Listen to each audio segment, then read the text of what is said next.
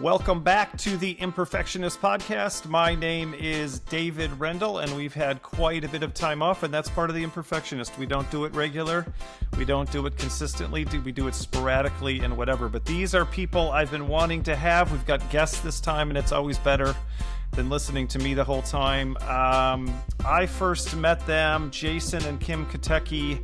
I was attending a conference in Portland, I think, with a guy named Chris Gilbo, and there was a session on how to be a professional speaker or how to be a better speaker, or how to run a speaking business, something like that. And I went to the session, and these people were from Wisconsin, and they talked like me. They're like, oh, hey, you want to get out there and you want to get that speaking done and you want to make that money and work as a couple. And so I was fascinated. I loved their style. I loved their message. I loved everything about it. So we gradually started connecting. We became friends. I refer stuff to them. They refer stuff to me because Jason is amazing. And it's not that Kim isn't, but I can't refer Kim because she only works with Jason. So they are fantastic. And that's what we're going to talk about today. We're going to talk about their philosophy on life. We're going to talk about the way they run their life. The only thing that's terrible about them is that they cheer for the Chicago Cubs, even though they live in Wisconsin. But we live in an age where we need more tolerance and acceptance and appreciation of people who are different. And so I was willing to allow them onto my massive platform, millions of subscribers and listeners on Spotify. So please welcome to the podcast, Jason and Kim Katecki. Woo! Thank you, sir. It's a pleasure to be here with you. And that was the World Domination Summit, I believe. Yeah. Yeah, that's where we first met. That was awesome. The World Domination Summit. Do you remember how long ago that was? Do you remember what year that was? I would guess 2014-ish. Was it before kids? Yeah. Well, I think we had a one or two. Actually, it might have been earlier than that. That feels about right. Maybe. Yeah. So that's a good one. BK, not BC. BK before kids. We're living in the after kids zone. My youngest just went to college a couple months ago. Down at UNCW. So we're in the after kids mode. So that's a little bit wild here. So tell everybody a little bit about yourselves. You guys can determine who does the talking or if you bounce back and forth, but tell everybody kind of the basic info about the Kateckis. Well, we work together. We've been working together since we've been married pretty much. You had 5 years of kindergarten teaching and then pulled her away from that to retire. Retired early. Early retirement. Take a pay cut. Early retirement. Take a pay cut, which from kindergarten teaching is really bad.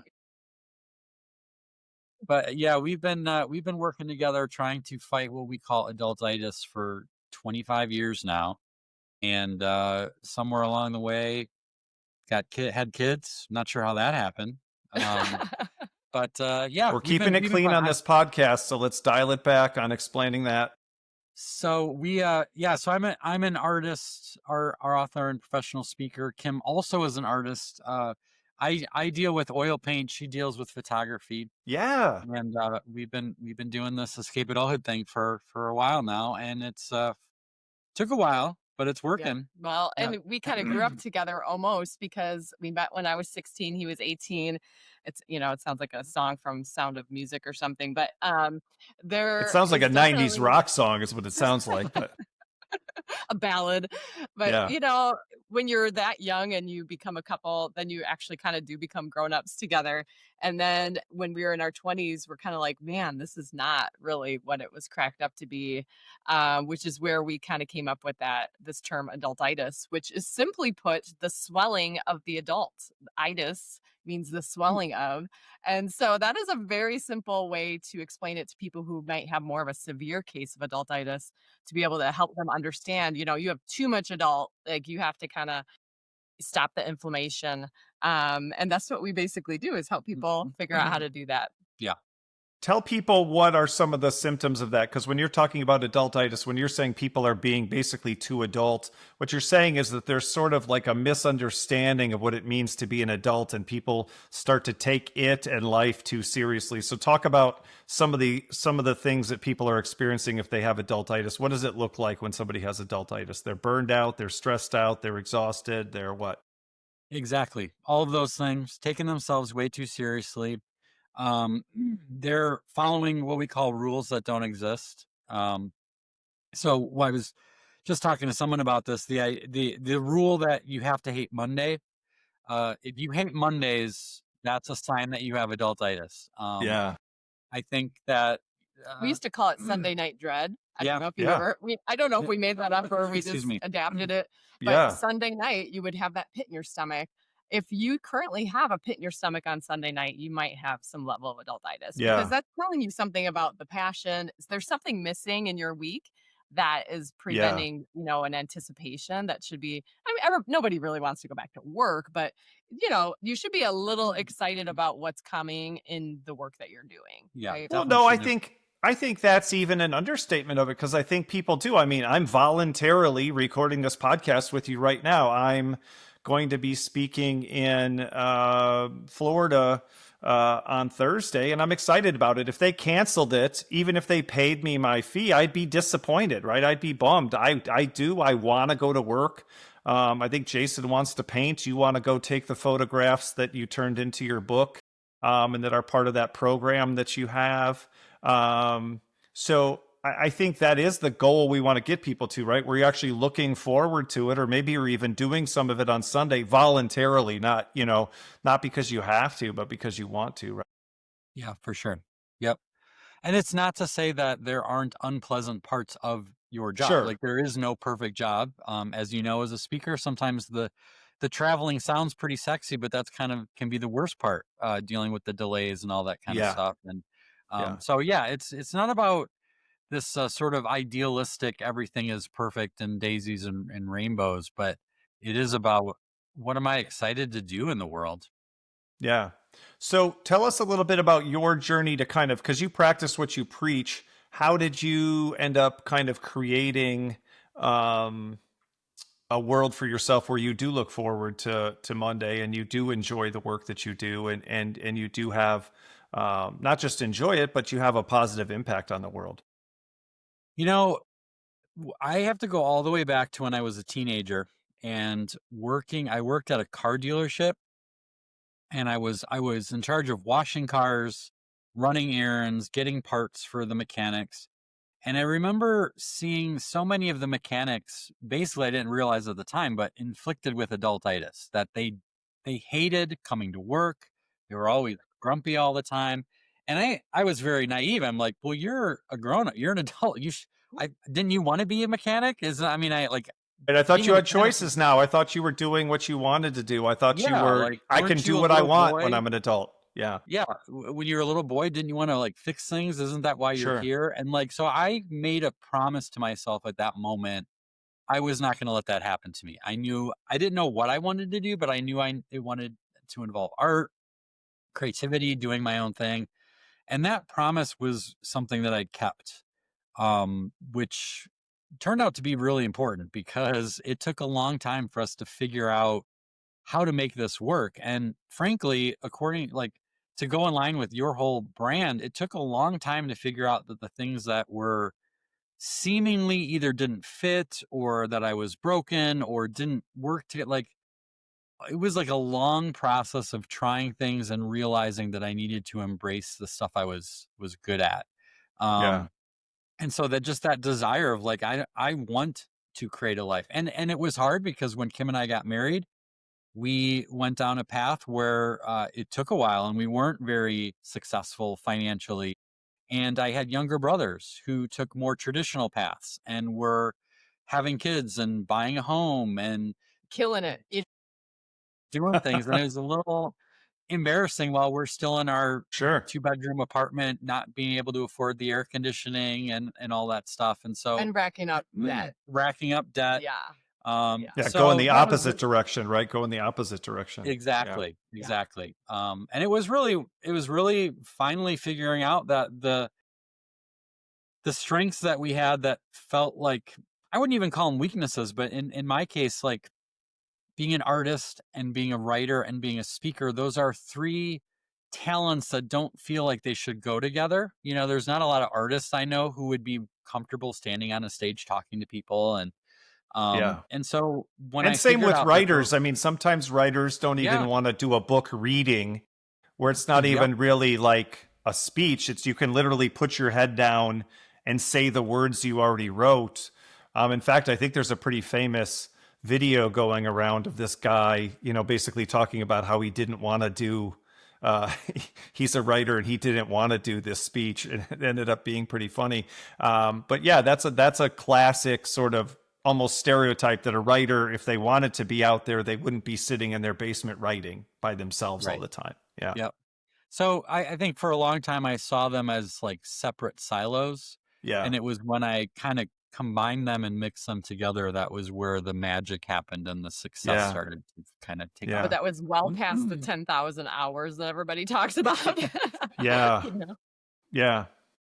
So what were some of those things that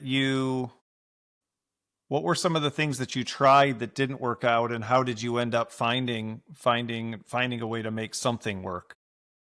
Well, you can jump in. There's a couple things you think of, but Well, it was like a lot of tinkering. So because I was a teacher, he was doing a comic strip at the time, which was how the art was getting out there. And one of the teachers knew that we were kind of like, I was married to a struggling artist, struggling. well, Remember that was like, the oh, your word husband's an used. artist back at the apartment, and so the idea of like maybe he can come into the class and do some cartooning workshops for the Mm. students and teach them about cartooning. Well, what seemed to be something that isn't a career path that he wanted to continue, he tried, and it eventually led, because we got more opportunities of that, it eventually led him to realize he loved making the teachers laugh. Mm. Um, which felt kind of guilty because you're like, I don't really want to do this for kids, but I actually love the reaction of the grown-ups, The worst Isn't part of that funny? talking to these young people is the young people. If we just Yeah. had some adults in the room, that'd be good Right. stuff. So then it's like, if I could just get teachers, I bet, so then that was our next step. And that's the trick, David. And you know this, you don't need to know step 3. You just need to know the next step. And Mm. that's been what we try to teach our own kids. It's like, what makes sense next? What makes sense next? And all of a Yeah. sudden you're on a path that you look back on and say, wow, I can't believe I'm here. And so that's literally how his speaking career started. And then, once you do a couple things for teachers, oh, someone in the audience is married to an insurance agent and he has Yeah. things, and you know how that explodes from there. Well, and the the thing I would add is, excuse me, there's a line in sports that's often used that development isn't linear all the time. That Yeah. like just because a guy's a rookie, it doesn't mean like every game he plays is going to be a little bit better than the last one. Yeah. Sometimes you take steps back, and so we had things where we went to gift shows and we exhibited and sold our art and greeting cards into retail stores. We tried pitching to newspapers to get my comic strip, and we opened a retail store for a short amount of time, and all of those Yeah. we ended up like pivoting and going away from them, but within them we learned something. So Mm. we learned about marketing, we learned about branding, Yeah. we learned about how to communicate your message, we learned what resonated with people and what didn't resonate. So it felt like, especially at the beginning, there's a lot of stops and starts where nothing was working, but it's now like in retrospect, looking back, you realize what you actually learned from it, even though the primary objective didn't succeed in the way you'd hoped, right? Right. Right. So you all live a really unconventional life. You're a speaker. You both run a business together. You're both authors. You both have programs that you have created a community online, and you encourage other people along the way to live unconventional lives. And that's what we talk about in the Freak Factor, right? That's why it's called the Freak Factor, right? Is that when you do the things that I talk about, you end up being weirdos. And I think you all prove that can be very positive. I remember one of the first times I did the Freak Factor talk when I was still teaching at college, and I taught adults, I taught non-traditional students. And this one lady was real mad at me. I remember she worked at UPS. And instead of being inspired or pleased by the talk, she goes, "So I guess you're saying I got to quit my job then?" Because it was clear that her job didn't fit her strengths, right? But I think most people feel trapped by that. I have to make a living. I have to have a good job. I don't have the luxury of doing what I want. And that's part of being an adult, is just sucking it up and doing something that makes you unhappy for 40 hours a week. And that's why I like your stories, because one of the things I teach people is alignment, finding that right fit. And what you did is you kept doing that, trying and trying and trying and trying, and finding a better and better and better fit. But you never, just said, well, or if you did, you didn't actually do it. Let's just go back and get corporate jobs and be normal people. And one of the things you mentioned was tinkering. And I know I've read that before. So tell people a little bit about tinkering, because I think that's one of the suggestions I make in the book, is that you don't have to burn all the bridges and burn the ships, they say, and build the parachute on the way to the ground and all these terrible things that people say. I built my speaking business while being a college professor for 10 years. There was no danger once I finally quit. The danger would have been staying as a college professor and quitting the business. So talk a little bit about your theory of tinkering, because I think that's one where I think people see it as, I'm either doing what's perfect for me, or I'm doing something that sucks, and they don't see kind of a path from one to the other. So talk a little bit about your theory on tinkering. Yeah, I love this because it's such an on-ramp for people to be able to like let go of all those extremes that you talk about, right? Of like going up to your boss and telling them Jerry off, like, Maguire. that's it, I'm out of here, Right. Yeah. Right. Not smart, especially if you have a family or kids or whatever. But I like to point out to people that when we all learned how to walk, and a baby is learning how to walk, they always fall right at the beginning. Like, no kid Yeah. learns how to walk right away. But Yeah. yet, after they fall, they don't like then just stop trying ever again. Right. They keep going. And I also point out, like, none of us ever raced around the block the first time we got on a bike. We probably fell and Yeah. skinned our knees. And somewhere along the way, we got this feeling like we have to be perfect at something on our first try, or we have to know Yeah. exactly how something is going to turn out before we take a first step. And so tinkering is an opportunity to just try small things. I think Annie Duke has a book called Small Bets. I think which I really Yeah. like. Like, yeah, you don't throw all the money into the middle of the table at first, So the Yeah. idea of like the UPS lady that you said, like, oh, I guess you have to get my job. Like, I don't understand why people don't realize, especially in our current economy where it's hard to find good people, you can actually look for a job while you still have one. Like, Well, it's actually better, because you're more hireable when they're not going, yeah, but why are you sitting at home right now? Why does no one else want you? Right. exactly. Great point. Yeah. And if you get the job offer, you can also not take it. Like, it's not like you have to be like, well, if I try to get a job, then I have to quit. No. Like, there's Okay. so many things, people who are Yeah. stuck where they are. I don't understand why you like just put a couple resumes out, act around. You can take a day off and go on an interview and see if you think you might like it better. You don't have Like, to tell your employer. yeah, like there's Yeah. so many options besides going all nuclear. Yeah. That actually influenced a big part of my book. When I wrote The Freak Factor, I knew that was a concern that people would have, right? Instead of, oh, good, thank you, it's like, oh, well, what do I do now? So I actually wrote a whole section called 7 Ways to Find Your Freak Factor Without Quitting Your Job, right? Some of them, it's all, like you said, tinkering. Volunteer somewhere and see if you actually like doing that thing. Get a part-time job on the weekends and the nights and see if you like that thing. Kim was a teacher. You got all summer and a bunch of breaks. If you think you might want to be a realtor, try it out in the summer and see if you can sell any houses. Now, right now, don't become a realtor. There's more more realtors than there are houses for sale. But again, you would find that out, right? You'd be like, boo, it's a good Yep. thing I didn't quit my regular job and lose my benefits. But volunteering, starting a business on the side, that's what I did. I had my full-time job as a college professor, which also gives you a ton of flexibility. And then that's another one. Put together a couple of part-time jobs, put together a business, but there's so many things too. Like, I teach people, live a less lavish lifestyle and put less pressure on your business. Mhm. Right? Some people are like, well, we live in this house and we live in this neighborhood and our kids go to this school and we drive these kinds of cars. So I'm going to start a business tomorrow and I need it to produce $1 million in revenue each year. And you're like, well, unlikely. right? Can you pay down some debts? Can you cut back on lifestyle? Can you pay off your house? Can you drive a used car or not keep buying new cars? Can you do things that put less pressure on your business to make it more likely that you can do what you want, right?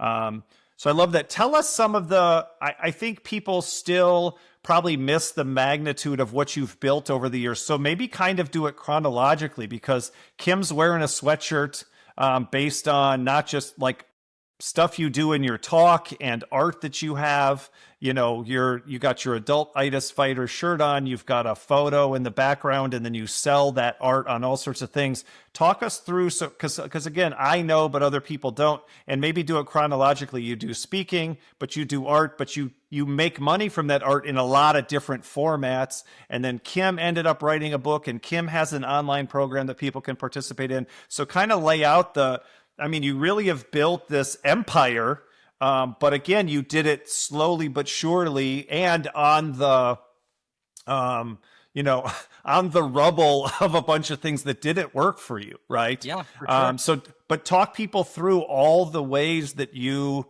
get your stuff out there into the world and build relationships.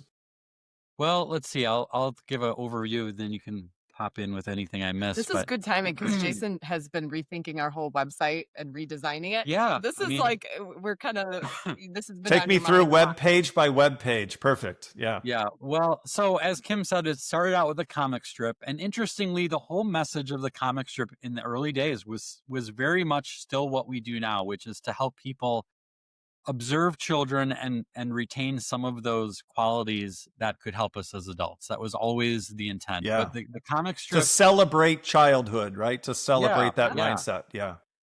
And so the comic strip itself got retired. It led to speaking. And let me jump in though. Hold on. Yeah.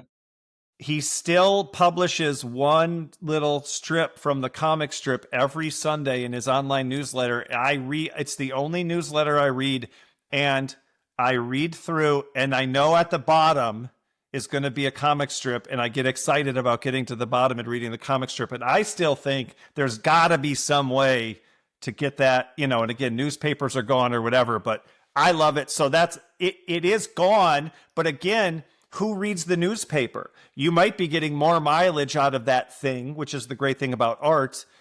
So anyway, the comic strip, you should check it out, sign up for the newsletter. But the comic strip's still alive. It's just in a different form, right? And for a new audience. And it's funny because I do get a lot of people that comment like, I said something about I'm going to change up the newsletter, and like, don't lose the comic strip. I'm like, don't worry, it's not going anywhere. But so the actual pursuit of developing the comic strip ended. The speaking started with me doing cartooning workshops in schools. And so like slowly then that led to me speaking to teachers and nurses and things like that. Well, interestingly, at that point, I kind of put the art on the back burner and was like, oh, well, that didn't work. I need to do this. And eventually my soul started like turning black because I was not doing this thing that I loved. And it took a couple of years. It did. It was. I call it very dramatically like my fallow period. Yeah, sure. That's a great art term. Had these periods. We were all yearning for your art, and we couldn't get any during those years. Yeah, I gave myself permission to tinker and be like, I'm going to make art again. It doesn't need to serve a purpose. It doesn't need to make money. It doesn't need to serve the business. I just need to be making art again. One of the first pieces he made right after he pledged that was this piece right here, the Weeds and Wishes piece. Yeah, I love that. Right. So interesting. Well, and that's a great Freak Factor one, right? Weeds or wishes. Like, is it bad you've got these dandelions growing? Is that what those are called? Are those technically dandelions? Yeah. Is it bad you have these, or is it like super fun? It just depends on your perspective, right? Yep, sometimes people say weeds are just plants that are in the wrong spot or something. There's nothing actually wrong with it. It's just, did you want it there or not? And I think let's stop there for a second too, because I'm just going to do it. It doesn't need to make money.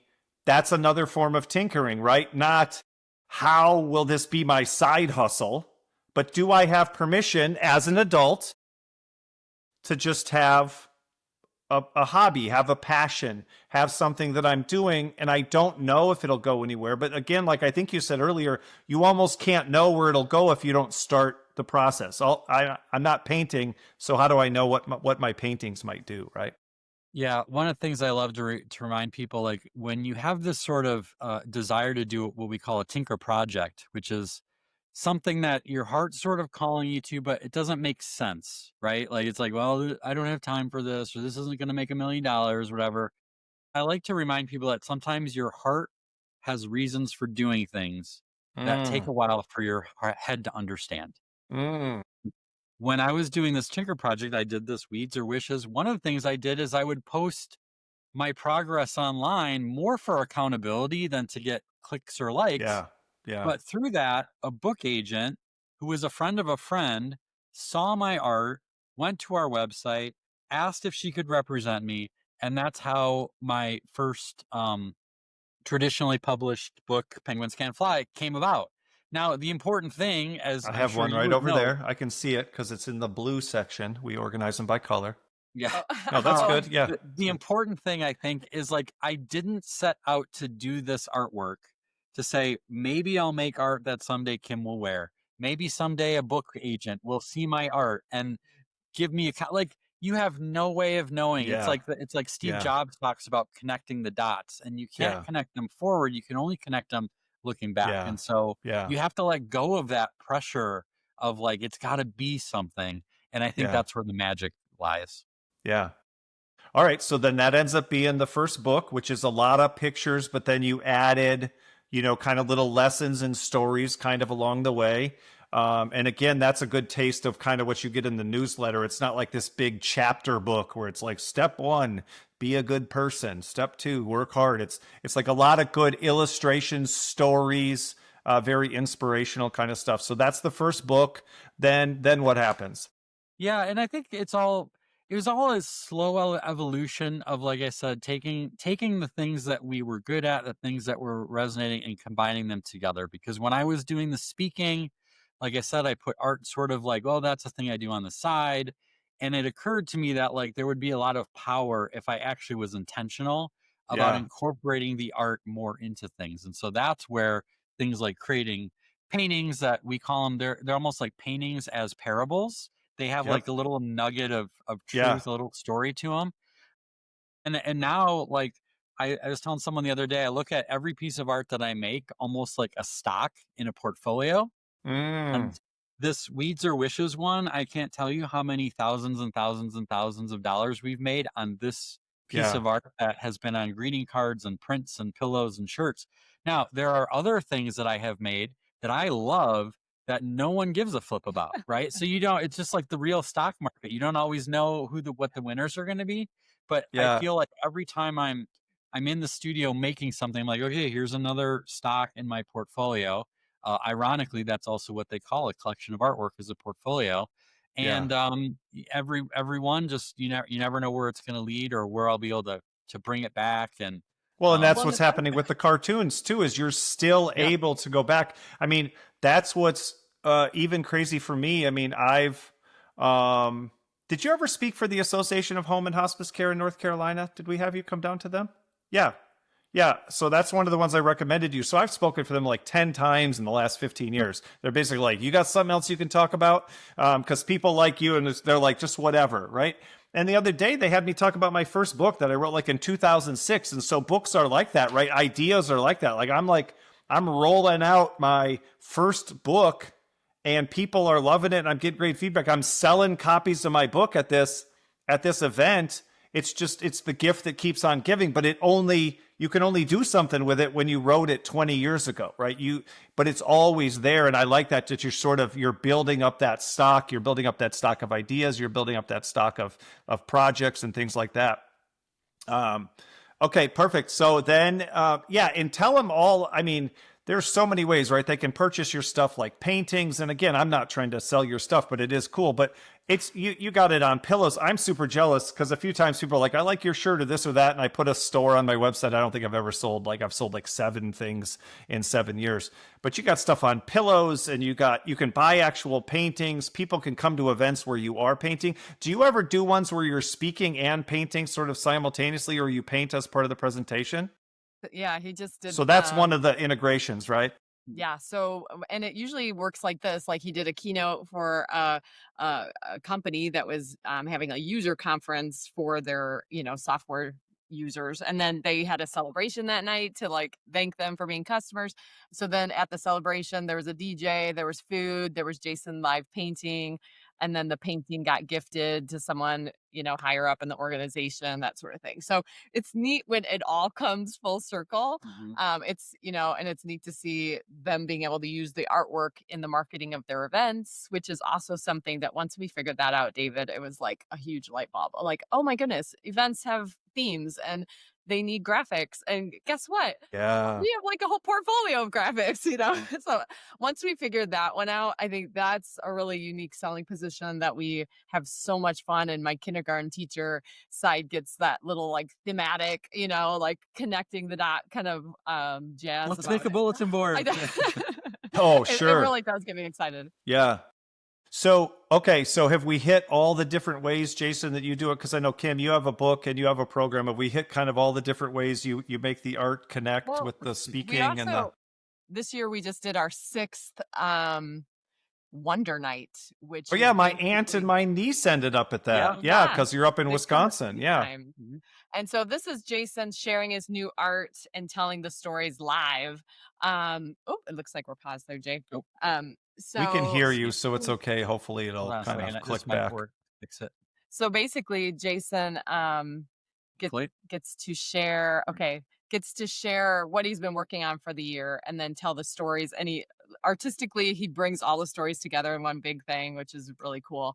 But then we have the paintings for sale, the Yeah. originals, and that's a really cool way for people to see the brush strokes, to see, hear him speak, make a connection, bring a painting home. It's kind of you know. it's a great encapsulation of what we've built because it allows me to use my art. It allows me to use my writing. I like write. I mean, I spent like months writing the speech that I will only Yeah. give one time, Yeah. but I take elements of that speech. I'll share it in the newsletter. Like I'll use it other places, but then we create an experience. That's one of the things that we've gotten pretty good at.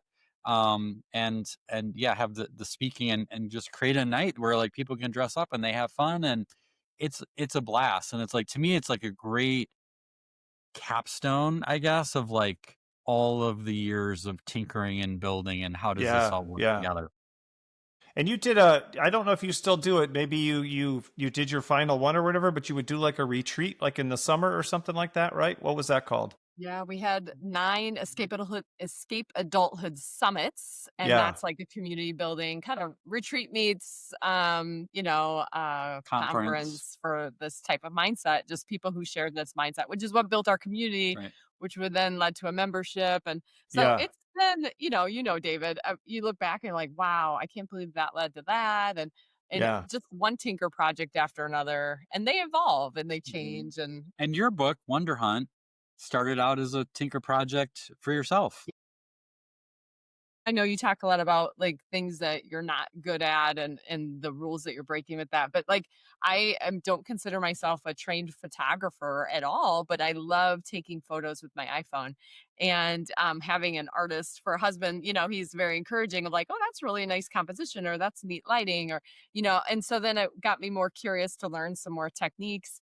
I found that walks in nature really was a great outlet for me when the kids were little and I needed to get out of the house, and like, because we have our kids at As much home. as we want to escape adulthood, children are the worst. I mean, let's just be honest about that. They are the cause and cure of Escape adulthood. your children. Escape adulthood, but also escape actual children. Be more childlike, but as an adult, as a good person who isn't the worst. It's all complicated, as a parent. But yeah, I just found it as like an outlet, being out Yeah. in the woods, walking nature in Wisconsin. It's just so beautiful all 4 seasons. So the opportunity to take pictures led to what we call Wonder Hunt, which is a course and a book and a Yeah. lifestyle, a spiritual practice really that helps you, find wonder and peace amidst nature and the things that you're observing. So it's really fun. And I know the cool part is just seeing people say, "Hey, I love nature too." And it's like, wow, did you know that that could help you de-stress and live Yeah. this lifestyle? Because kids appreciate nature better than anybody. They take like an hour to go around the block, right? So what could we learn from that? And we don't have that hour to walk around the block, but we do have maybe a 10-minute walk at lunch that you could, still see that little ladybug, take a picture of it, and kind of have some of that same joy that you had when you were 5. Yeah. So finding a way to do it as a grown up, basically. Yeah. And that's really what you're trying to do, right? When you're saying fight adultitis and escape adulthood, you're trying to help people find that joy of childhood. We tend to think of that as like something you're supposed to grow out of, you're supposed to mature, you're supposed to be more serious, be more professional, be more adult. And then a lot of that really throws away, kind of the good stuff in life, right? So I have one more question before we kind of get in a little bit of that. So right now, for kind of the speaking, painting, all that kind of stuff, Jason, like what's the percentage of the business that you get from an income standpoint? Is it like 50-50 art and products and speaking, or is it more on the speaking or more on the other side? Like, have you got like a good mix, you think, now, or are you always trying to? I know I always see you and you're like your apron and you're like, this year it's 40 million hours of painting and I'll do one speech and you'll give me $1 million for it because I don't leave the house. Like, do you have a good balance now, or kind of where are you at with that? Yeah, that's a good question. And I think it's always the case of the grass is always greener, because I think I did go through a point where I was doing a lot. I was on the road a lot and I was getting burned out. And frankly, as stressful as COVID was, there was something I really loved about not being forced to not have to travel.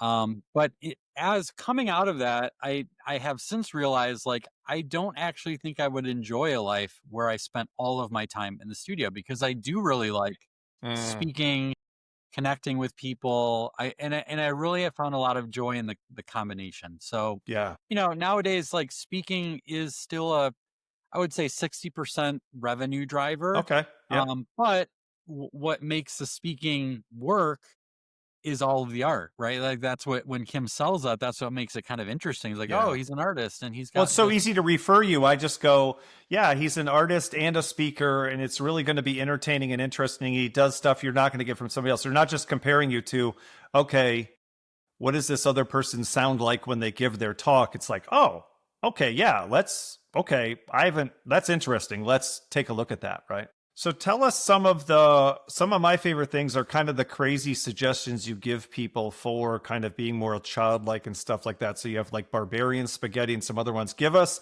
maybe Jason, give us your favorite. Kim, give us your favorite. Give us kind of the wildest suggestions you give people for the kind of stuff they should do to get back to having some of that childlike joy that they used to have.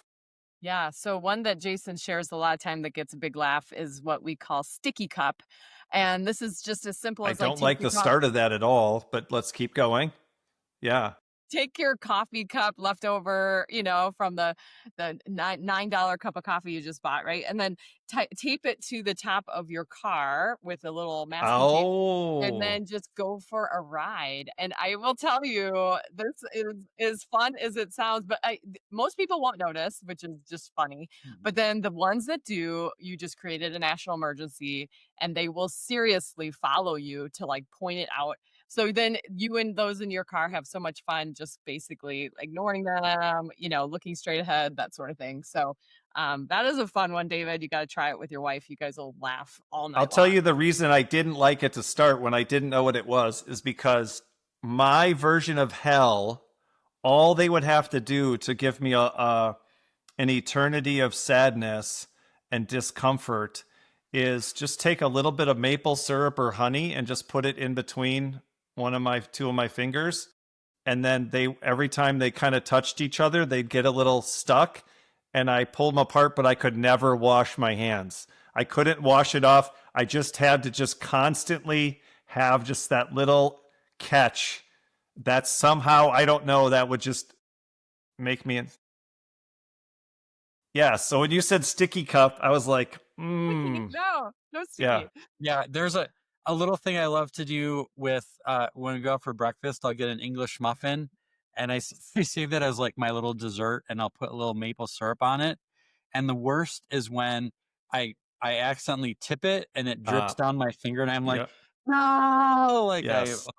the worst. Yeah. And Having cleaning been a out all boomer, those little spaces, you can never quite get it quite right. You're always No. I going to don't think find you one guys would later. have cut it as a kindergarten teacher. Yeah. No. Oh, things are way too sticky in kindergarten. Yeah, sticky is sort of part of the thing.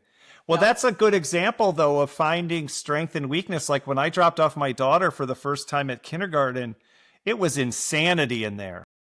And I was just like, I told the teacher, like, good luck. I'm so sorry. And she was I'm like, outta here.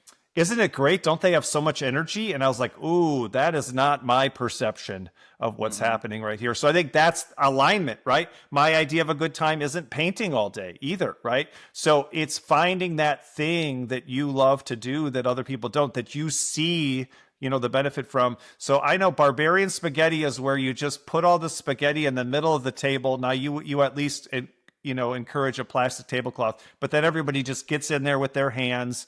Another one of yours is dessert first, but at a restaurant where you go and they're just like, can I take your order? And you're like, yes, I would like the lava cake. And they're like, oh no, but just tell us. And you're like, this is what we're doing. We're having dessert really first. So that's another one. Yeah. So Kim, your favorite was sticky cup. Jason, what's your favorite wild suggestion that you give for sort of being more like a kid? I really like pajama runs. So that is where we there's a lot of different ways to do it, but the way we do it in our family, like if once it's not a surprise anymore, what we do is we'll go get pots and pans and wooden spoons from the kitchen, start banging them, and the kids know that's the clue that we need to all get in the car. Most of the time we're still in our pajamas, and you go to the local ice cream place. And the key with that is it's like I like to liken it to a pick six in football. Like when adultitis is winning and you need a momentum shift, and there's little more exciting or momentum shifting in a football game than when your team is losing and you intercept the ball and then your team streaks down the sideline for a touchdown. Like when Kim and I are in a spot where we can just tell, like your family, you're tired, you've had a busy week, the kids are grumpy, like not Yeah. because they're bad kids or because you're doing something wrong. Just sometimes that's how life is. And so it's kind of we need a momentum shift. And it's like, boom, we're going going for a pajama run. We're going out for ice cream spontaneously. Do you remember that time we combined pajama run with sticky cup? We did. And yes. our worlds collided. I There mean, you we go. hadn't laughed that hard as a family because here we were having fun going out for ice cream, but we had the sticky cup on there and people were like pointing it out. The guy kids were giggling. The guy in front of us at Dairy Queen saw the thing and he's like pointing to us, and I just hold up a thumbs up, and he was like, he like got it. He was like, oh, like, you Well, I thought it would meant to make do him that. infuriated. No, not thumbs up, up. I think you're missing an opportunity there. It would take a little bit more engineering. If you're combining sticky cup with ice cream run, sticky cone. You get a little soft serve up there. You can only go maybe 30 before it's going to blow off, but I think that's an opportunity. We're innovating here. We encourage people to remix these ideas. Yeah. Yes. Although people will tell Jason after speaking, like, it'd be funny to put like a purse up there Or I'm a like, baby carrier. I'm like, no, that's mean. Don't do that. Yeah, too much. It's funny that it's ridiculous that it's just a cup and people are so freaking out about a Taco Bell cup, Somebody did that recently in our neighborhood, but not on purpose. And I go for walks every day, and we just have a small little neighborhood where if you kind of go up and down each thing, it's like a mile, not even quite. And I was hyper as a kid, and I still am. And so I go out and I go for a walk. And like Kim said, I like to be outside. I like to be in nature. I went golfing today. The sun was coming up. There was mist and kind of, fog on the ground, and it was beautiful, and the sun was coming up. But I saw this big Stanley Cup. So I took a picture of it, took it home, cleaned it up, and posted it on the neighborhood thing. And somebody was like, that was me. I totally did that. Can you bring it back? So I think people might think that this is just being silly, but one way that you've really, well, first of all, it's not silly. You've built a whole business about it. It's the way you pay the bills, right? And it's funded your dream of having a lake house and things like that. And you finally did have the success you were hoping for, just in a different way, right? But you do something really different with your kids. So tell us about unschooling and how you chose to basically educate your children differently than sort of everybody else does, which is really almost probably trying to prevent the adultitis, right? Everybody else gets their adultitis from go to school, get into a good college, get good grades, get a good job, make a lot of money, get a nice house, raise a family. You know, there's the path. And you sort of interrupted all of that from the beginning by doing something called unschooling with your kids. And that's the excuse that people give too, of like, we can't be ridiculous because we're trying to train our children to be serious, responsible, reasonable adults. And they also have to be mini adults at school, and they have to learn to sit still and be quiet and do what they're told. So tell us a little bit about unschooling, because that's one of the biggest ones I hear. Is people go, yeah, Dave, this sounds good, but my kid is getting in trouble at school and I need them to do well at school or else the rest of their life is ruined. And, you know, even my suggestion of trying something different or a different kind of school, much less, you know, going as far as you've gone. So tell people a little bit about unschooling and how that works. Well, let me start with this. When I taught kindergarten, like I heard feedback from the kindergarten parents the next year. Oh man, I really wish they were back down in the kindergarten hallway and not down in the first grade hallway, because that transition from kindergarten to first grade was like from going from high school to college almost. Like it's like now they really have to get serious. Now they got to sit in that desk all day. Time to buckle down. Are you 6? Buckle down. I'm not even joking. Let me have those crayons This was back. 25 years ago, David. So you get this because you probably. Well, I know people do it. I mean, we're making fun of it, but there's people right now who are sick to their stomach as they're driving to their kids' preschool interview, because if they don't get into this one, who knows what kind of deterioration is going to happen in their future if we can't get that preschool admission, right? So I think it is a tough, you know, thing that a lot of people are dealing with. Yeah.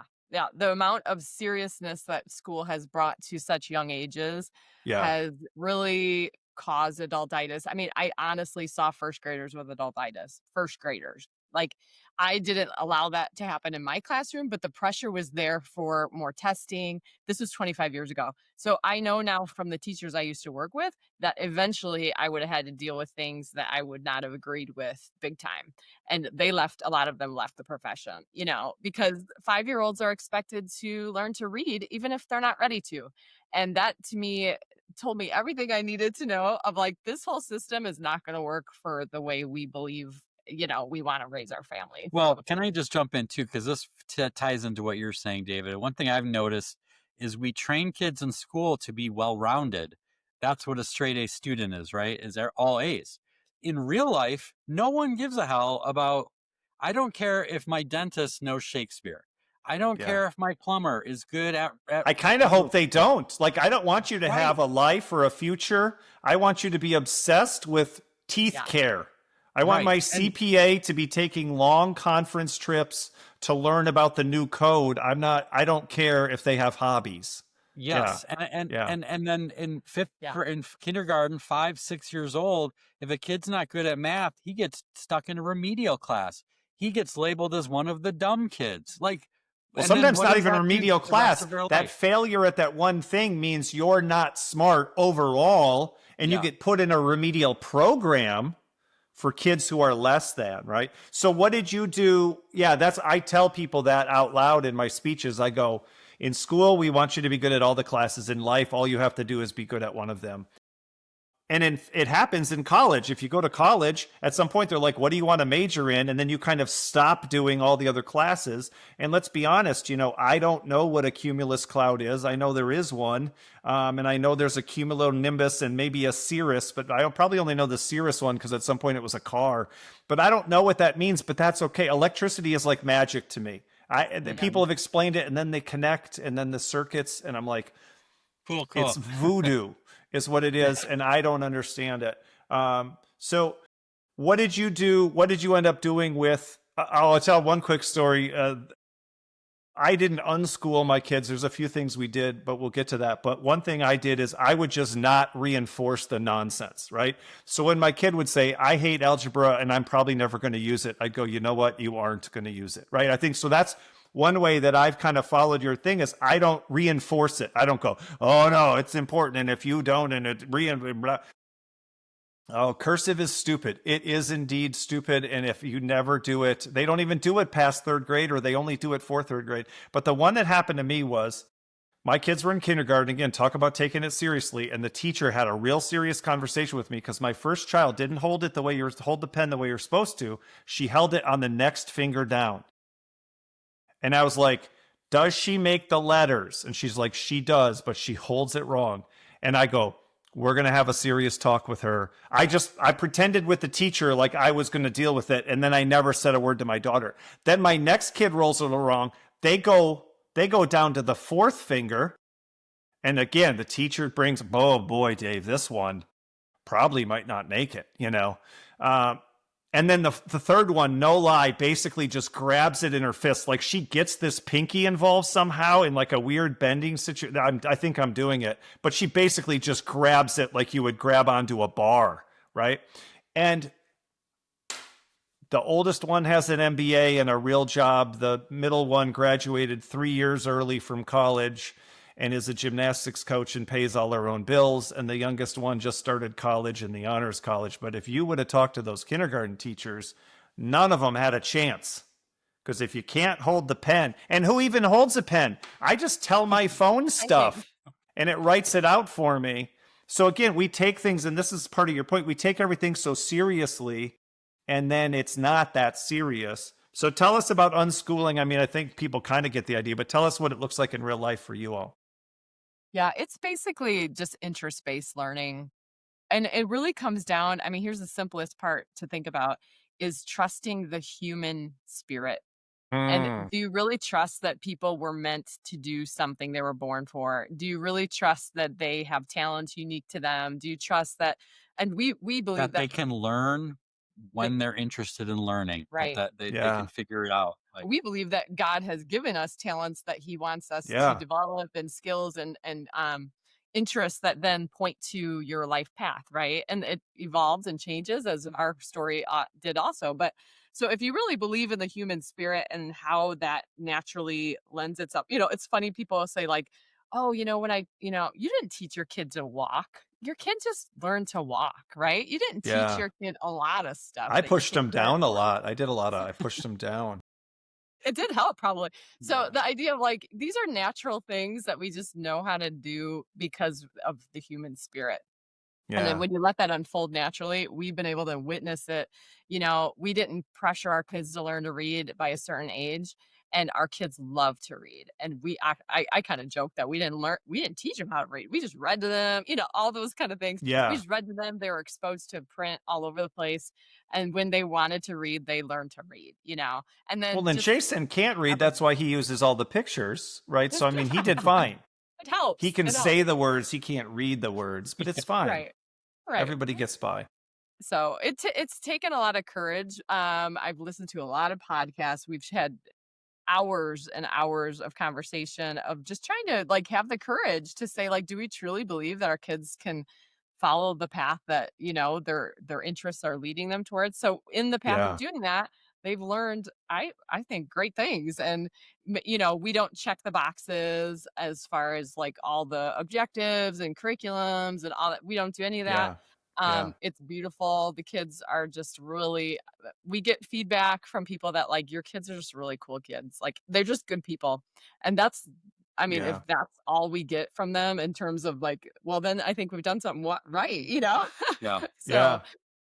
Yeah, I love it. I think that's one of the big ones, right? It's trusting. I think what most people believe is if you didn't make kids learn, they wouldn't learn, right? So if you did leave them to their own devices or you gave them freedom, they would choose not to do anything learning related. And what you're discovering is that isn't true. How many years are you into it now? Because this isn't a short-term experiment. I mean, you've been doing this their whole lives. Well, what are your kids' um, ages now? so our oldest is turning 17 soon. Yeah. So, Mhm. and she's never been in a classroom. She's never taken a test. She's never had, Well, she took her driver's test. she took her driver's test and passed it on the Yeah. first try. And, she's taken tests for things she's interested in. So she was in a pony club where she was learning how to jump horses and dressage and all this kind of stuff. She had to take tests to Yeah, yeah. manage her progression. At a certain level. That was her interest, and she was killing it.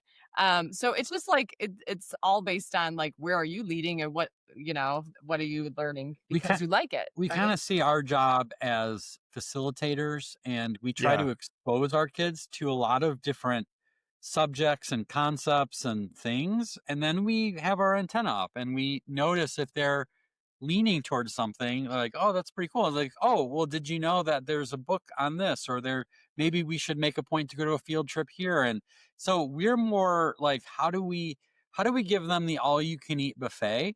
And Yeah. then when they start to figure out what things are good, then we're like, oh, if you like that, check this out. And they get into stuff that we don't like. That's, I think, the fear people have in homeschooling in general is like that you have to know everything. Like, I don't know everything. Like, I just need to know how to point them in the right direction to a website or a mentor or a There's so many YouTube resources now. If somebody wants it, it's Yeah. there. You can, Yeah.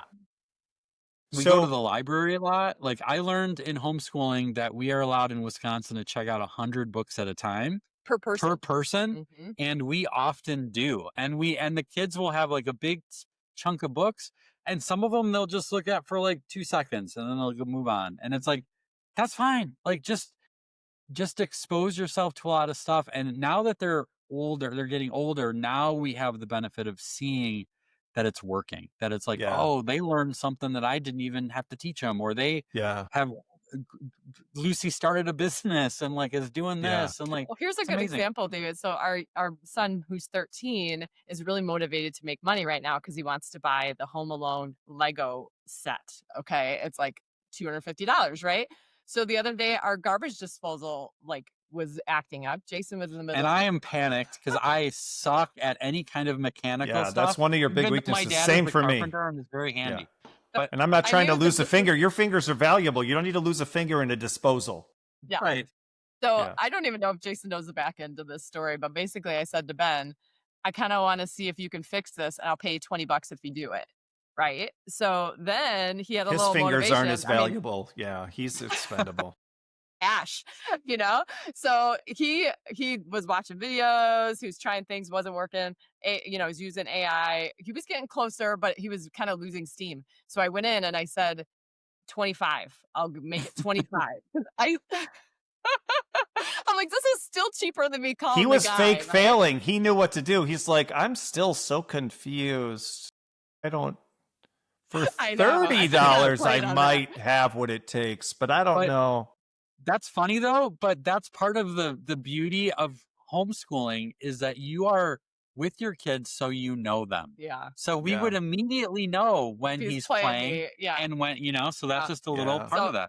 Like less than 10 minutes later, he had it fixed, and he was the coolest part about it. Yeah, I gave him the $25, but he was so proud of himself. Like he like told us at dinner all the things he tried, all the troubleshooting, then that didn't work, but then I decided this. And like to hear his articulation was like he just passed a test, right? And I felt like, that was a really cool thing. Now that this has happened, what does this make possible? That's a question we share often with our community. Like, now that I know he could do that, what does that make possible? Because I think he's got skills that need developing in more about troubleshooting, whatever it is, mechanical. So anyway, so that's just like a quick example of things that happen around here. So, that's good. I'm sure the authorities will be coming to your house now because clearly you're not schooling your children. You're using them as free labor in the trades. And so I think, we all suspected that's what was happening.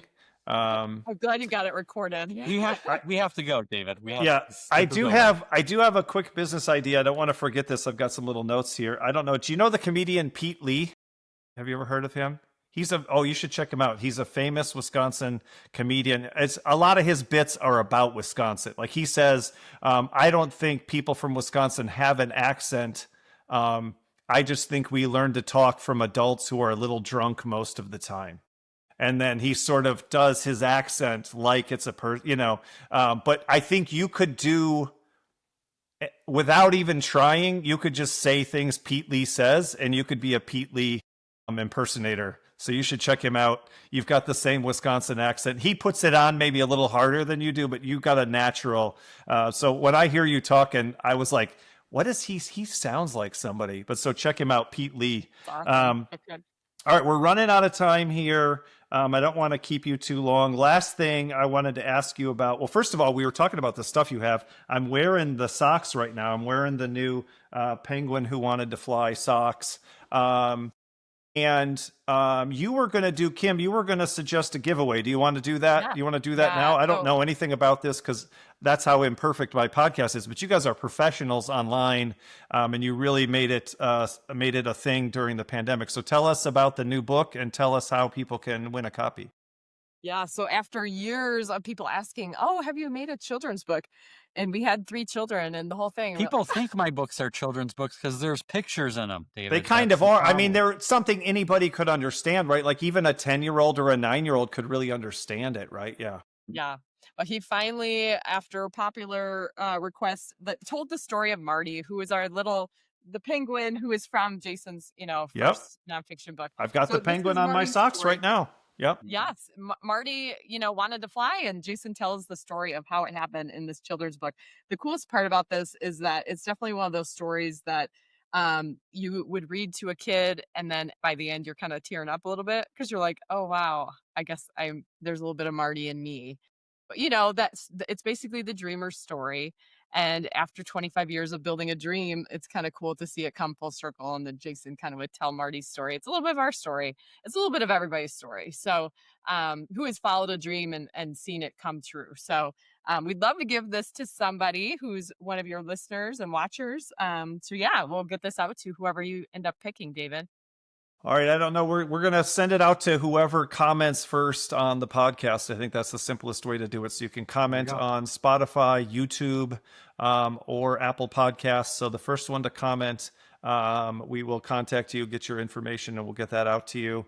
Last thing we were going to talk about, and then you picked the perfect photo behind you, or not photo, the perfect art behind you. You have the pineapple there wearing the sunglasses, and it says 93% weird. Tell us about being 93% weird to wrap it up. Yeah, well, we were talking about that one day as a family about, we've encouraged, much like you, like people need to be weird. They need to embrace their weird side. And I don't know how it got brought up, but it was like, well, is there a limit? Can you be too weird? And I thought of like, well, someone that maybe has 25 cats and dresses them all to look like Taylor Swift's different eras. Maybe that's a little too weird. And so I don't know. I think you could probably monetize that in 21st century society. I think that's an Instagram account. That's a TikTok. I don't know. TikTok right there. Yeah. So we decided 93% is the level. However, most people don't get anywhere that close. You're not risking it. It's weird to put a limit on it, but most people are operating at like 10 or 20%, and that's not high enough. So, and we would tell our kids this when they were little. We overheard our daughter one day ask little Ben, our son, and she said, "Ben, are you weird?" And he goes, "No." And she goes, "Then you're going to have a terrible life." Agreed, right? Well, I think I've thought of that because we have a book called Pink Goldfish as well, which is about how business weaknesses are also strengths and how that's a way to differentiate, that your business needs to be weird. The reason it's not weird is because every differentiation looks like a weakness. It looks like a mistake. It's like, well, companies don't do that, or restaurants don't do that, or retailers don't do that. Right. That's what makes it different. Right. But what we tell people is, like, we have one of our strategies is called micro weirding, just doing something a little bit different. Like even that place that's super weird, they probably take Apple Pay, or, they pay their employees and they have an accountant and they sell stuff and they make money. They're not bartering. Like probably in most cases, 93% of the business is perfectly normal, running the way everybody. I mean, Jason gets money for his speeches. He doesn't be like, I'll take chickens and, goats. I only work on the barter system. Now you guys are getting kind of real naturey out there by the lake, but a lot of what you do, you all sell stuff. You sell stuff online. There's a lot of parts of your life. You want your kids to learn. You just don't need them to go through the traditional system, but you're not like, no, we just let our kids eat cake and play video games all day and we think it's going to be fine.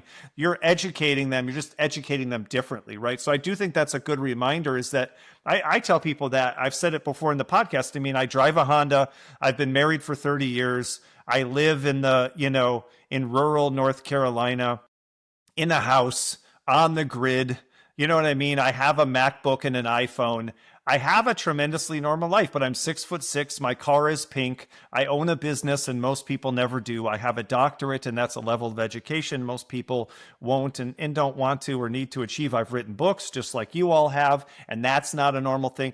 I have a lot of weird things about my life, but you could describe a lot of my life in a way where someone just goes, oh, so just like everybody else, And I think that is important to remember. It isn't throwing everything out. It's just embracing some of these things. And to your point, tinkering, starting small, right?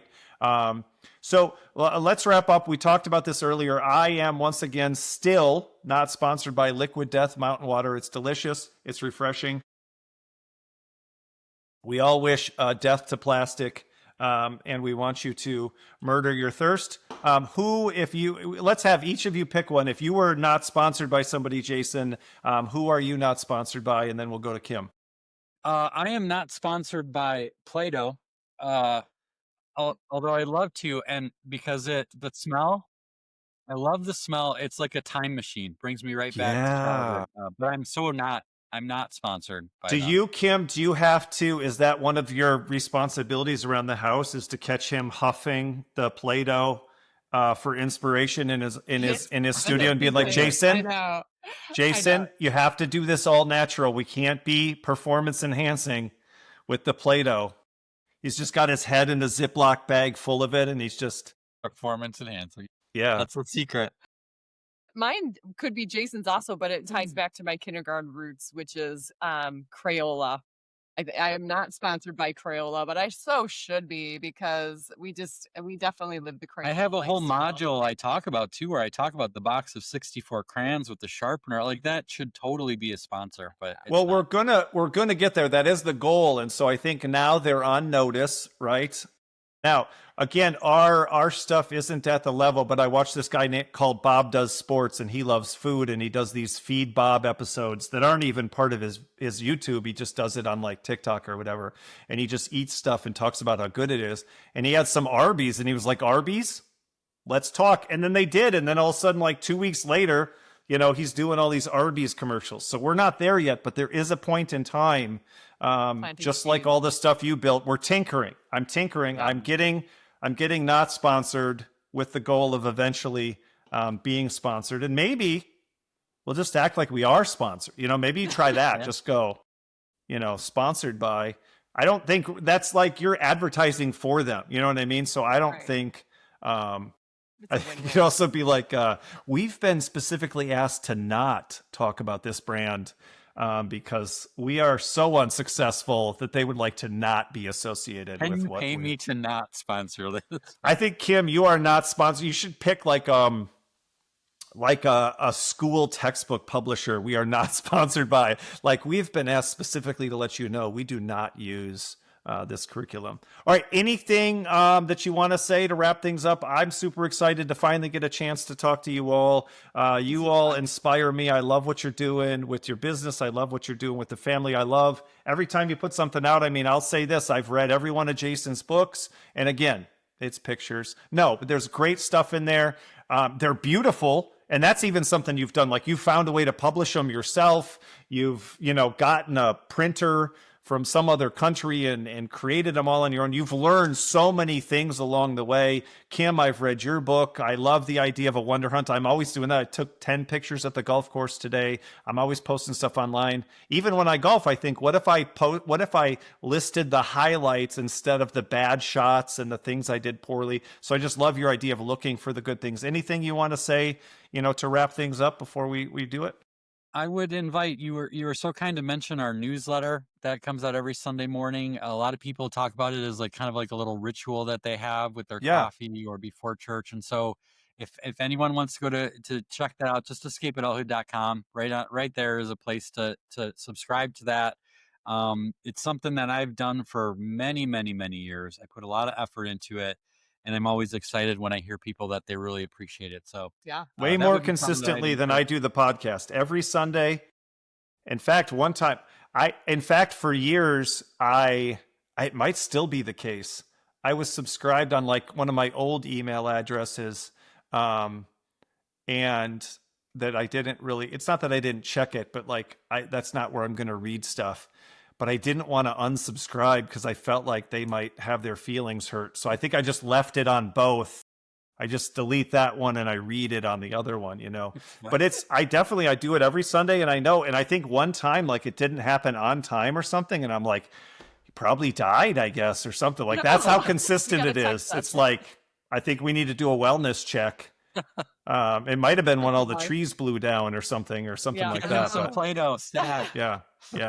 Things happen. Yeah. No, this is great, David. Thank you for, what the work that you do. And we just love being able to kind of cheer each other along, and we're just all working for the same good. So it's so if you're looking for art in kind of a cool format, again, if you also, if you were afraid when your kids said they wanted to be an artist that it wasn't going to work out, go check out what they do. Go to escapeadulthood.com, get yourself a cool pillow, get yourself a cool t-shirt, get yourself a print, sign up for the newsletter.